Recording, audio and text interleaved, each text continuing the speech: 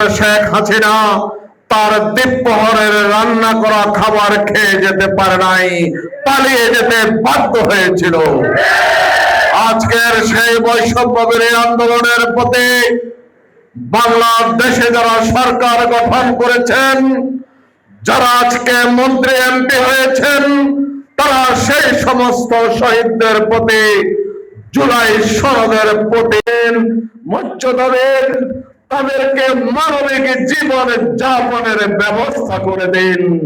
তাই আমরা আজকের এই সমাবেশ থেকে দাবি জানাতে চাই, একজন পরিবহন শ্রমিক যখন বয়সের কারণে কর্মক্ষমতা হারান, তখন তাকে রাষ্ট্রের পক্ষ থেকে সম্মানিত করতে হবে এবং পরবর্তীতে পেনশনের ব্যবস্থা করতে হবে।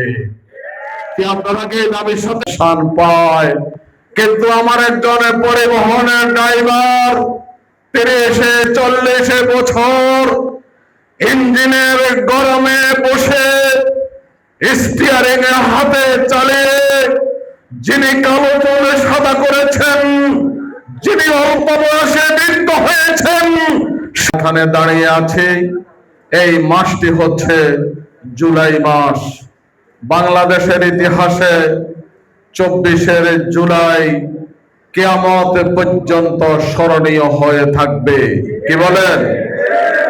আজকের এই সমাবেশে দাঁড়িয়ে সেই জুলাই বিপ্লবে 36 জুলাইতে যারা শাহাদাত বরণ করেছেন, ছাত্র শ্রমিক জনতা, তাদের আত্মার মাগফিরাত কামনা করছি। সাথে সাথে এই আন্দোলনকে এগিয়ে নিয়ে যাওয়ার জন্য যারা আহত হয়েছেন, পঙ্গুর সমবেদনা জানাচ্ছি এবং এর সাথে সাথে এই দাবি জানাচ্ছি বাংলাদেশ সরকারকে তাদের সুস্থ চিকিৎসার দায়িত্ব নিতে হবে। ছিল পরবর্তীতে সেই আন্দোলনে শ্রমিক জনতা, সকল শ্রেণীর নারী পুরুষ, ধর্ম বর্ণ নির্বিশেষ এবং জাতি আপনাদেরকে ক্ষমা করবে না। আজকে আমরা বিভিন্ন প্রতিধ্বনি শুনতে পাই, আপনারা ফ্যাসিস্টের ভূমিকা অবতীর্ণ হতে চান, আপনারা ফ্যাসিস্ট হতে পারবেন না। কিন্তু যদি ডামি ফ্যাসিস্ট হয়ে কোন কার্যকর কর্মসূচি হাতে নিতে চান, আমরা আপনাদেরকে সাবধান করে দিতে চাই, সেই জগদ্দল পাথর ফ্যাসিস্ট শেখ হাসিনা বাংলাদেশে টিকতে পারে নাই।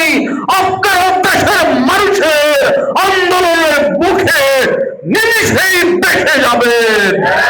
সুতরাং সবকে মেনে নিয়ে জুলাই সনদকে বাস্তবায়ন করার জন্যই আপনি বাংলাদেশের এমপি, মন্ত্রী, প্রধানমন্ত্রী হয়েছেন। ভুলে গেলে চলবে, আপনি ভারতে পালিয়ে গিয়েছিলেন, আপনার থাকার কথা ছিল ইংল্যান্ডে পলাতক, আপনার থাকার কথা ছিল ভারতের শিলংয়ে পলাতক। এই দেশের দামাল ছেলেরা জীবন দিয়ে, রক্ত দিয়ে, অঙ্গহানি দিয়ে আপনাদেরকে দেশে ফিরে এনেছে। কিন্তু সেই রক্তের সাথে যদি আপনারা বেঈমানি করেন, সেই রক্তের সাথে যদি আপনারা গাদ্দারি করেন, এই দামাল ছেলেরা আবার ডেকে বসবে, আবার আন্দোলন শুরু করবে। সেই আন্দোলনে আপনাদেরকে ক্ষমতা ছেড়তে শুধু বাধ্য করবে না, দেশের প্রেসিডেন্ট, প্রধান, এমপিদেরকে সংসদে, অথচ দেশ জনকে ব্যবহার করতে আজকে ধিক্কার।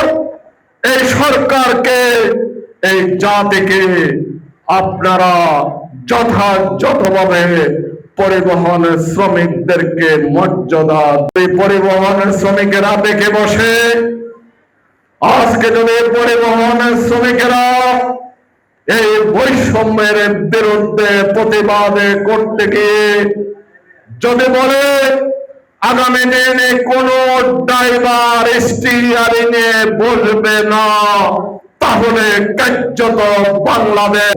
আমার একজন পরিবহন শ্রমিক 550-100 লোকের দায়িত্ব নিয়ে যখন স্টিয়ারিং ঘোরান, তিনি দায়িত্বের সাথে যখন গাড়ি চালান, পিছন থেকে একজন প্যাসেঞ্জার তার ছেলের বয়সের সন্তান হয়েও আমার একজন পরিবহন শ্রমিকের সাথে দুর্ব্যবহার করার সাহস দেখায়।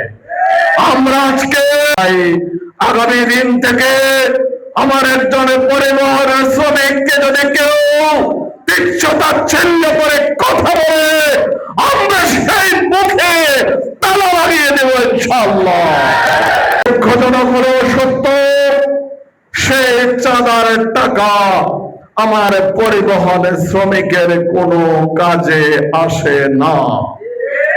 সেই পরিবহন শ্রমিকের চাঁদার টাকা রাত্রে বস্তা বেঁধে নেতাদের বাড়িতে চলে যায়।